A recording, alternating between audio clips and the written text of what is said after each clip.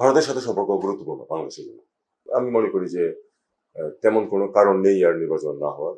নির্বাচন তারপরে কোয়ালিফিকেশনের প্রশ্ন আছে।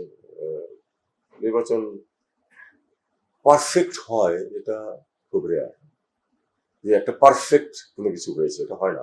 জীবনে কোনো কিছুই পারফেক্ট না, কিছু সমস্যা থাকে। আমার নিজস্ব একটা ইয়ার্ডস্টিক ছিল যে ফলাফল জনমতের প্রতিনিধিত্বশীল হয়েছে কিনা। জনমত কি এটা জানার জন্য সংখ্যার দিকে তাকাতে হয় না, এটা আমরা মোটামুটি জেনে যাই, বুঝে যাই আগেই। অনেক সময় একটু কনফিউশন থাকে। আমি মনে করি যে আমাদের যে 4টা নির্বাচন, যেগুলিকে আমরা নির্বাচন বলি, সেগুলি প্রতিটি জনমতের প্রতিফলন ঘটেছিল। এমন হতে পারে যে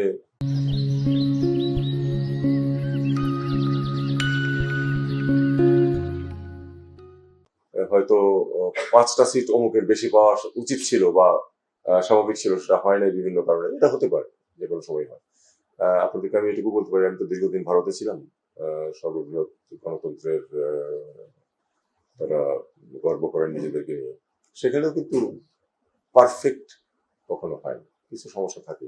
এবং যেহেতু আমি দীর্ঘদিন ছিলাম, আমার পরিচিতি বন্ধুত্ব ছিল অনেকের সাথে, আমি ভিতরের অনেক কিছু জানতে পেরেছি বিভিন্ন সময়।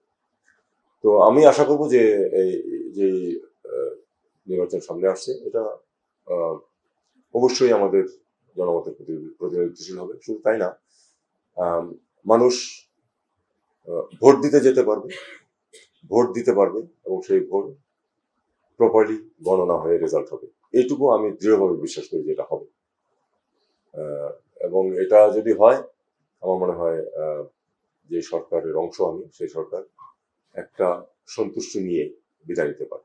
এই সরকার সবকিছুতে সফল হয়েছে এরকম ক্লেম করার কোনো অর্থ নেই, কোনো সরকারেরই হয় না। এই সরকারের কিছু সাফল্য আছে, কিছু ব্যর্থতা আছে, সেগুলি আপনারা বিচার বিশ্লেষণ করছেন এবং করতে থাকবেন। একটা প্রসঙ্গ আমি বলেছিলাম যে আর কিছু না হোক সরকারের সমালোচনা তো করতে পারছেন। এই একটা ইমপ্রুভমেন্ট অন্তত হয়েছে, যেটা খুব কঠিন ছিল আগে। কারণ আমিও একটু লেখালেখি করতাম, আপনারা জানেন। তো আমি জানতাম যে আমার সীমা কোথায়, কোন লাইনটা আমি পার হতে পারবো। তো আমার মনে হয়েছে যে ঠিক ওই রকম একেবারে স্যাক্রোস্যাঙ্ক্ট কোনো লাইন এখন নেই। অন্তত পক্ষে ক্রিটিক্যাল হওয়ার সুযোগ আছে, সুযোগ ছিল এই 1.5 বছর। ভবিষ্যতে কি হবে সেটা তো পরবর্তী সরকার যেটা আসবে, আমরা আশা করবো যে তারা আমাদের এই সরকার ভালো যা কিছু করেছে সেগুলো তারা গ্রহণ করবে। যেখানে আমরা ব্যর্থ হয়েছি সেগুলিতে তারা সাফল্য অর্জন করবেন, আমি এই আশা করি। একটা স্থায়ী সরকার যখন আসবে, আমাদের তো সরকার বাই ডেফিনেশন অস্থায়ী, ইন্টারিম গভর্নমেন্ট। তো এইটুকুই আমার প্রত্যাশা। আমি আশা করবো যে আপনারা স্বাধীনভাবে এবং খোলামেলাভাবে কোনো ভয়ভীতি ছাড়া আপনাদের ক্যারিয়ার ফলো করতে পারবেন। মিডিয়া সত্যিকার অর্থেই একটা রাষ্ট্রের একটি গুরুত্বপূর্ণ স্তম্ভ হিসাবে নিজের ভূমিকা যথেষ্ট ভালোভাবে বহাল রাখতে পারবে। ভারতের সাথে সম্পর্ক কতটুকু এগিয়ে নিতে পারলেন এই টাফ সময়?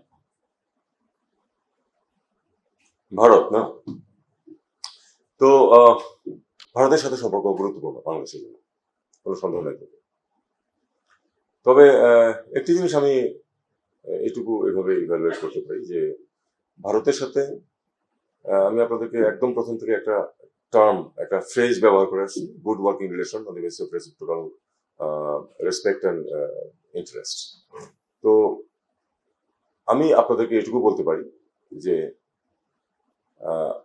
আমার দিক থেকে এবং আমার হায়ারার্কিতে আমার উপরে যেটুকু আছেন চিফ অ্যাডভাইজার আছেন এবং সরকারের যে মতামত, এটা কিন্তু কোনো কনফ্লিক্ট নেই। এটা একেবারেই যে আমরা আসলেই ভারতের সাথে একটা good working relation on the basis of reciprocity and mutual interest, এটা আমরা চেয়েছিলাম সবসময়। সফল হয়েছি এটা ঠিক বলতে পারি না, কারণ অনেক ক্ষেত্রেই এটা তো অনেকটাই থমকে আছে।